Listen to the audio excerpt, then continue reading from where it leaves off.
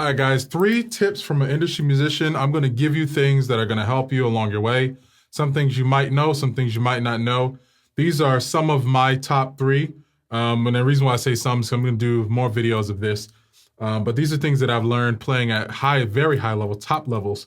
And I'm just going to spin it to you. If you like it. If you don't, you don't. Number 1, you cannot always rely on who you know. All right. A lot of you guys are still in this old school mindset, like who you know will get you far, but what you know will keep you there. That worked 20 years ago. I'm be honest. That worked even 10 years ago. Who you know is important in today's factor, but the reality of the situation is who you know depends on the relationship that you have, right? It used to be if you were a good guy and, whatever. Nowadays, guys could know that you are like whooping your baby mama's ass and still be like, hey, let me, you play good on drums. Let me get you on drums. And so what it ends up turning into is if you have a guy who's like on top and he's gotten himself on top with a toxic mindset, he wants other people who are toxic. And that's just psychological, right? If he finds somebody, I found this when I was applying for jobs a while ago. If people find you as a leader, and they see that you have a leader tendency, right? You speak up, you're like a man, but the team is timid. Essentially, the team is not really going to want you because the team is like, oh, this guy makes us look bad, right?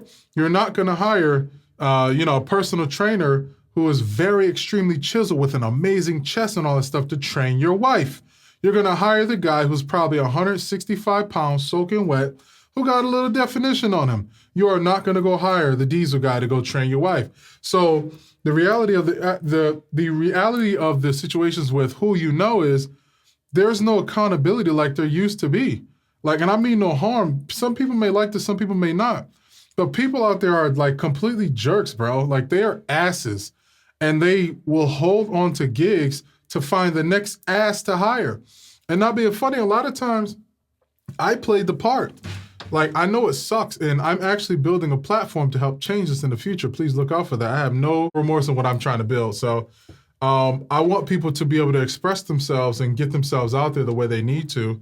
But people will hire the people that look similar like them. So also, you are competing with people who are on YouTube. You're competing with people who are creating their own avenues. And I'm going to be honest with you guys. A lot of you guys struggle in business. I said this before in another video. Being a musician, you're a business. You don't just play for this artist in this church, you're a business. And a lot of you guys struggle with your aspect of your business because you don't understand the numbers, right? In any business, it's numbers. You wonder how McDonald's is such an amazing, large corporation and they burgers are $5. Their employees make X amount of dollars an hour, etc. It's the numbers. Somebody took time and ran the numbers and said, if we get this shipment and we get it, our return of investment is, 3% or 3 times more than what the actual burger costs. I don't know what that burger costs. I can only imagine it's like 13 cents. But anyway, you have to start running numbers, right? So a lot of you guys will say, well, I go on tour and I play for this artist and I play for this and I do this for this artist. Well, let me give you something top secret, right? A lot of y'all with the arrogant, oh yeah, I play for this artist. I made $500 and this and this. The reason why who you know doesn't necessarily work all the time is because you have the control in your music career now as you being the business. Let me put some math on you. A guy comes into you and says, oh, bro, you're not working. You ain't really doing much. Oh, man, you ain't got the gigs like I do. That guy makes what, $600, $700 a week doing what he does? Let me tell you and let me show you something. Let you start a YouTube business, right? And I'm giving you gems. Let you start a YouTube business and give out to other people what your expertise is at $17 a week, right? Just use an example. $17 a week per person, right? Let's say 250 times 250 students that you have. That's low. 250 students. That's $4,250 a week. All right? Now, let's multiply that by 4 weeks. You just made $17,000 in the entire month. While that guy was sitting here stunting on you, I go on tour and I play for this artist and I do this. I make $1,000 a week or $2,000 a week. You make $17,000 a month from $17 and 250 students, again, which is nothing. Guys, let me tell you, The reason why you cannot succeed in your businesses is for the simple fact that you have not honed in on what you're supposed to be doing or what you specialize in, and you have not taught other people. Later for that, bro, who you know and what you get and all that stuff, and you're just gonna be sitting there no better than Caesar on the movie Planet of the Apes, just waiting like this, just submitting to every person. Can I get a phone call? Can I get a phone call? And as a man, it's your job. If you are a man, right? It's different if you're a woman. As a man, ladies, I love y'all, all right? All right.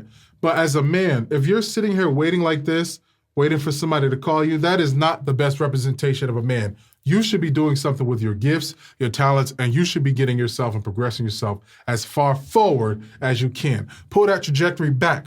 When I say pull that trajectory back, pull that thing back. Go into thinking, go into planning, go into scheduling, go into making phone calls, go into planning podcasts, go into calling people and say, hey man, I want to do this. I'm going to get fatigued at year 5. I'm going to call you in. Pull that trajectory back. Let that MFR go. And as soon as it goes, that's when you're driven. And that's the business. Guys, do your numbers, crunch your numbers. Find a way into entrepreneurship and you'll get the best out of your business. But no more waiting around like, can I please have a gig?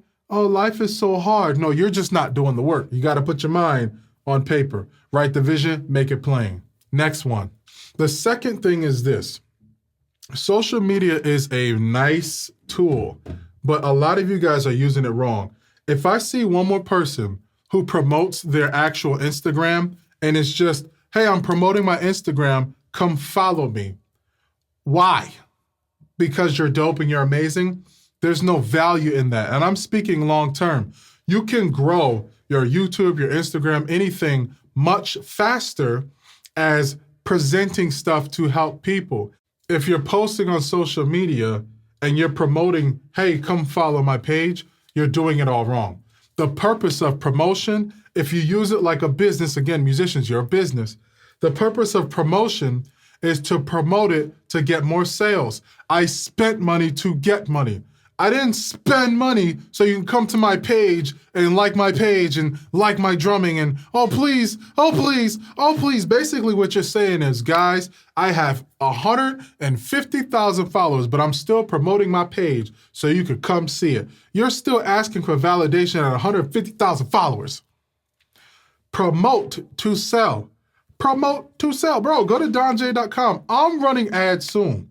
Y'all gonna know when I'm running them. I'm running ads soon. And the purpose is to get you to have another sale. That's what you want. Don't believe me? Keep watching donj.com. I'm having course after course after course. I might have 35 courses. Because what happens is people, when they love you, they love what you have also. People attach themselves to you. So a lot of you guys overthink your works. You overthink your projects. Listen to me, guys. You overthink your projects. You overthink your works. I don't like that song. I don't like that mix. People don't care that much. They love what you put out. They love how much you put out. I'm learning this. And they love the works that you've been on. They love your originality. And so when people endorse the idea of you, they want to buy from you as much as they can. Right? So when they want to buy from you as much as they can, they really don't care what they're buying from you if what you've already presented is valuable enough. If you've gone on social media and you posted just 100 times spaced out, here's how you do this, here's how you do this, here's how you, I'm giving you a cheat code. I'm doing this as I'm working. I got the analytics to my website. I'm doing this, Hey, here's how you do this. Don't hold your stick this way. Don't do this, don't do this.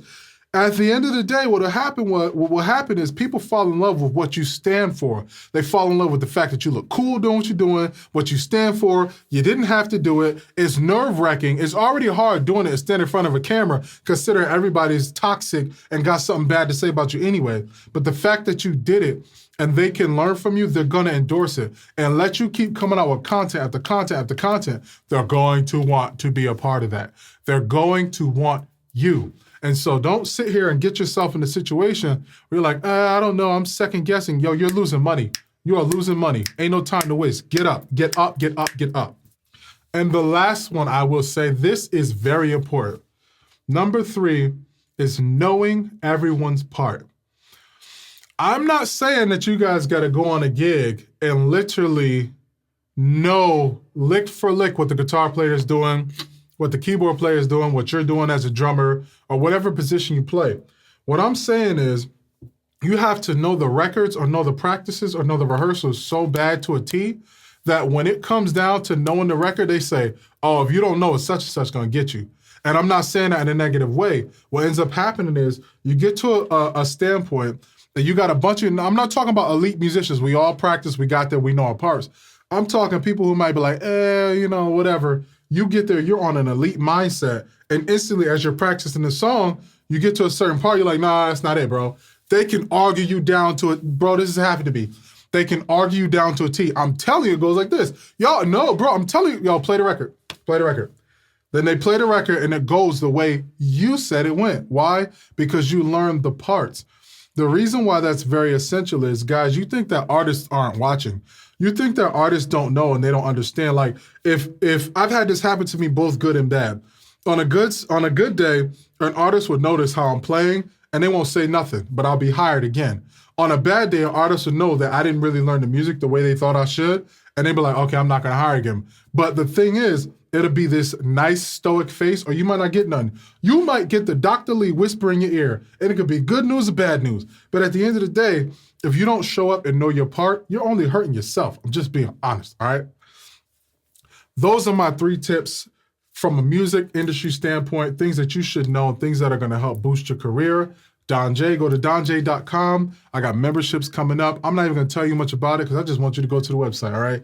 Go there. Guys, I'm giving out a bunch of value that I've learned. I don't think it's fair that I got a chance to work at very high stages in the music industry and you don't. And the only reason you don't is because I ended up finding people who had the information. I think that it's asinine to think that there's not enough room for everybody, especially now with everybody living in rotation. Ain't no gig yours, ain't no artist yours. You're living in a rotation. And so I think I think that God would punish me if I didn't give you guys information and gems and stuff. So please go to donj.com. The only way you're going to get a lot of this stuff is if I'm actually giving it to you and you got to pay for it. I'm being honest. A lot of these gems, a lot of this stuff, a lot of the things that I practice and rehearse, a lot of these conversations that I'm going to have on live are very private. And I need you to pay for them because I'm not going to give it away for free. That would be crazy. But I'm still going to give it to you, okay? Very cheap. $17 a week, $12 a week. I got courses coming out.